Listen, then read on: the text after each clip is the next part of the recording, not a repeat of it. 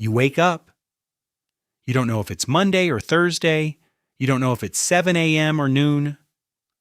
There's no clock on the wall, no phone in your pocket, no calendar pinned above your desk. There is only the sky, your body, and the slow, endless rhythm of light turning into dark and back into light again. This is the world your ancestors lived in for hundreds of thousands of years. No hours, no minutes, no seconds, no Tuesday, and yet, somehow out of that silence, humans invented one of the most powerful tools our species has ever created: time itself, measured, divided, predicted, and eventually controlled. Stick around, because the story of how we built time out of nothing is stranger than you'd expect. And by the end of this video, you'll never look at a clock the same way again. If stories like this pull you in, subscribe now, because this channel is built entirely around questions like this one. Let's start with the obvious question. If there were no clocks, how did anyone know what time it was at all? The answer is simpler and stranger than you'd think. The first clock humans ever used wasn't built. It was already there, hanging in the sky. The sun rises, climbs, and falls. That single repeating motion was the very first unit of time our species ever understood: a day. Not measured in hours, but felt in the body. Light meant move, hunt, gather, travel. Darkness meant stop, hide, wait. For most of human history, that was the entire clock: one dial, two settings, on and off. But the sun wasn't the only thing moving in a pattern. Above it, at night, something even more precise was tracking a rhythm humans couldn't ignore: the moon. Unlike the sun, the moon doesn't just rise and set. It changes shape. It grows from a sliver into a full, glowing circle, then shrinks back into darkness, over and over, in a cycle that repeats roughly every 29.5 days. And here's the part that should stop you. Long before agriculture, long before cities, long before writing, some ancient human looked up at that changing moon and did something no other animal on this planet has ever been shown to do. They started counting it. In 1960, a geologist working in what is now the Democratic Republic of the Congo found a small bone tool carved from the fibula of a baboon. With a series of notches cut into it in careful, deliberate groups. It's known today as the Ishango bone, and it's roughly 20,000 years old. For decades, researchers have debated exactly what those notches mean. Some think it's a simple tally, a way of counting objects or days. Others believe the groupings match the phases of the moon almost perfectly, suggesting it may be one of the earliest known attempts by a human being to track time in a physical, recordable form, not just to notice the moon changing, but to write it down. And it isn't alone. In France, an engraved bone plaque found near the Abri Blanchard rock shelter, dated to roughly 30,000 years ago, shows a curving, snake-like series of marks that some researchers believe follows the waxing and waning of the moon across 2 to 3 months. If that interpretation holds, it means Ice Age hunter-gatherers, people who had no writing, no permanent homes, no metal tools, were already turning the sky into a system, watching it, recording it, predicting it. Why would they bother? Why would a species busy trying not to get eaten spend time carving notches into bone just to track a glowing rock in the sky? The answer comes down to survival, because time, it turns out, is food. Animals migrate on schedules. Certain fish only run at certain points in the lunar cycle. Plants flower and fruit at specific windows tied to the seasons. If you know when the herds move, when the salmon return, when the berries ripen, you eat. If you don't, you starve. Tracking time wasn't philosophy. It was a hunting strategy. The moon became a calendar because a calendar meant survival. But the moon has a flaw. Its cycle doesn't line up neatly with the changing of the seasons, And the seasons are what actually decide when the world floods with food or goes quiet and cold. So early humans needed a second clock, a slower, bigger one. And they found it by watching where the sun rose. If you track the exact point on the horizon where the sun comes up every single morning, you'll notice something remarkable. That point doesn't stay still. It drifts day by day along the horizon, moving one direction for half the year and reversing for the other half. Track that drift long enough, across many years, many generations, and you can predict the turning points. The moment the sunrise stops drifting one way and starts drifting back. We now call these moments the solstices. This is very likely why massive stone monuments across the ancient world are aligned the way they are. At Stonehenge in England, built in stages starting around 5,000 years ago, the main axis lines up almost exactly with the sunrise on the summer solstice and the sunset on the winter solstice. That's not decoration, that's function. Stonehenge, in one sense, is a calendar built from stone, designed to outlast a single human lifetime, so that the knowledge of when winter would end could be passed down without needing a single written word. Because here's something worth sitting with for a second. Before writing existed, time itself was the memory system. Rituals repeated at the same point every year weren't just tradition. They were a way of transmitting critical survival information across generations, encoded into ceremony instead of text. Miss the ritual and you might miss the knowledge of when to plant, when to move, when the cold was coming. Then, somewhere around 10 to 12,000 years ago, everything changed again. Humans in the Fertile Crescent and later in other regions independently began domesticating plants and settling into fixed locations. Agriculture arrived, and agriculture does not forgive imprecision. If you're a hunter-gatherer and you misjudge the season by a week, you might miss one migration and catch the next. But if you're a farmer and you plant your seeds a few weeks too early or too late, your entire harvest can fail. Suddenly, tracking time wasn't just useful, it was existential. Entire communities could starve over a miscalculated season. This pressure is very likely what pushed ancient civilizations to stop estimating time and start engineering it. In ancient Egypt, priests and astronomers noticed something extraordinary. A specific bright star, Sirius, would disappear from the night sky for about 70 days each year, then reappear right before dawn, low on the eastern horizon.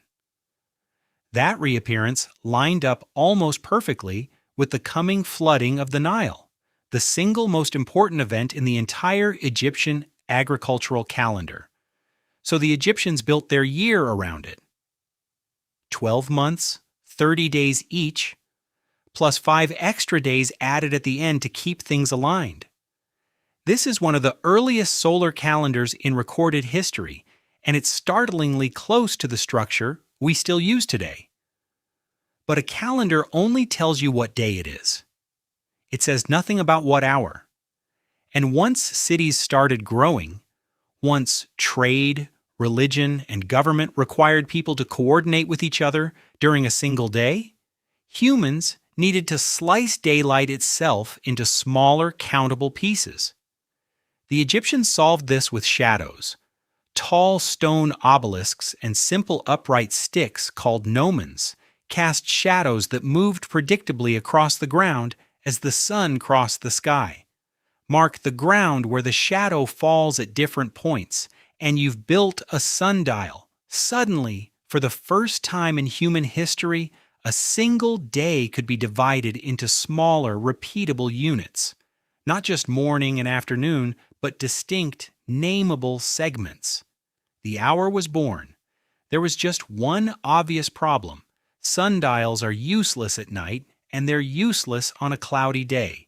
So ancient engineers built a second kind of clock, one that didn't need the sun at all.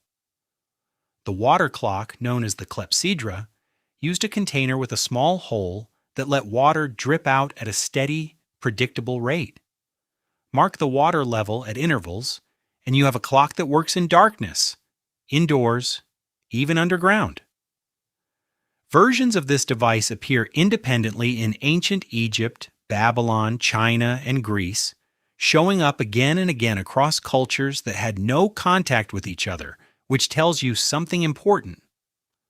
Once humans understood the problem, tracking time reliably, they kept arriving at strikingly similar solutions. It was in ancient Mesopotamia, among the Sumerians and later the Babylonians, that another piece of the puzzle clicked into place, a piece so deeply embedded in your life today that you use it without ever thinking about where it came from. The Sumerians used a counting system based on the number 60 rather than 10. That single choice is the reason a minute has 60 seconds, an hour has 60 minutes, and a circle has 360 degrees. Every single time you glance at a clock today, you're reading a number system invented by farmers and priests in the river valleys of ancient Iraq, thousands of years before the Roman Empire even existed. The Babylonians didn't stop at dividing the day. They pointed the same obsession with pattern and repetition at the entire sky. Their priests recorded the movements of planets against the background stars, night after night, year after year, building some of the oldest known astronomical archives in human history. Out of those records came the 12 constellations of the zodiac, originally used not for fortune-telling, but as a practical calendar in the sky, a way of marking which month it was by looking at which stars rose just before dawn.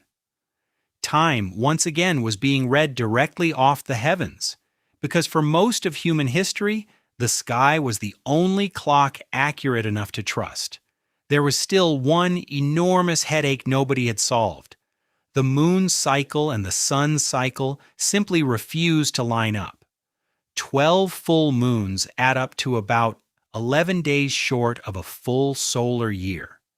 Ignore that gap, and within a couple of decades, your calendar drifts so badly that winter festivals start happening in summer.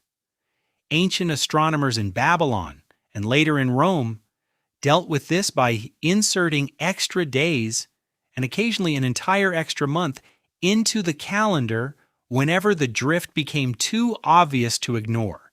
It was messy, it was inconsistent, and it depended entirely on someone in power deciding when to intervene. That single unresolved problem, keeping the moon and the sun in sync, would end up shaping calendars for thousands of years, all the way up to the calendar reforms of Julius Caesar and later Pope Gregory XIII, whose adjustments are the reason your calendar today has leap years at all. For most of history after that, time remained something you observed rather than something a machine handed to you. That changed again in medieval Europe, and strangely enough, it changed because of prayer. Monasteries required monks to gather for worship at specific points throughout the day and night, regardless of sunlight, weather, or season. Sundials and water clocks weren't reliable enough for that level of precision, especially at night. So starting around the 13th century, European craftsmen began building the first mechanical clocks, driven by falling weights and escapement mechanisms that ticked forward in small, controlled, repeating steps. These early machines were loud, heavy, often inaccurate by modern standards, and usually installed in cathedral towers where their bells could summon an entire town. For the first time in human history, time wasn't just tracked, it was announced, publicly, loudly, to everyone at once. From there, the pace of change accelerated fast. Pocket watches appeared. Pendulum clocks arrived, correcting timekeeping down to seconds. Railroads in the 19th century forced entire nations to agree on standardized time zones because you cannot run a train schedule if every town insists its own sundial is correct. And eventually, in the 20th century, scientists figured out how to measure time using something almost unimaginably small and stable, the vibration of atoms. Modern atomic clocks are accurate to within a fraction of a second over millions of years.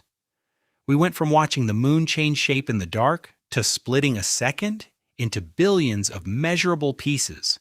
Step back and look at the whole arc of it. It starts with a person in the deep past, cold, hungry, uncertain, staring up at a glowing shape in the night sky, noticing that it changes in a pattern. That single observation, repeated, remembered, and eventually carved into bone, was the very first seed of something that would grow into calendars, into agriculture, into cities, into clock towers, into train schedules, into the exact number glowing on the screen in your pocket right now. Every meeting you've ever been late for, every birthday you've ever celebrated, every deadline that's ever stressed you out, all of it traces back to a hunter-gatherer squinting at the moon and deciding that pattern was worth remembering. We didn't just discover time. We built it piece by piece out of shadows, water, notched bone, and stone monuments pointed at a sunrise that only comes once a year, and in a strange way we're still doing exactly what our ancestors did. We're still watching the sky, still counting the days, still trying not to miss the moment that matters. So here's a question worth sitting with. If you had lived before clocks existed, with no hours, no calendar, no deadlines, only the sun, the moon, and the seasons to guide you, do you think your life would have felt slower? Or do you think it would have felt free? Drop your answer in the comments. I'd genuinely like to know what you think. If this kind of story fascinates you, the origin of the systems we take for granted, hit subscribe because this is exactly the kind of history this channel is built around. Thanks for watching, and I'll see you in the next one.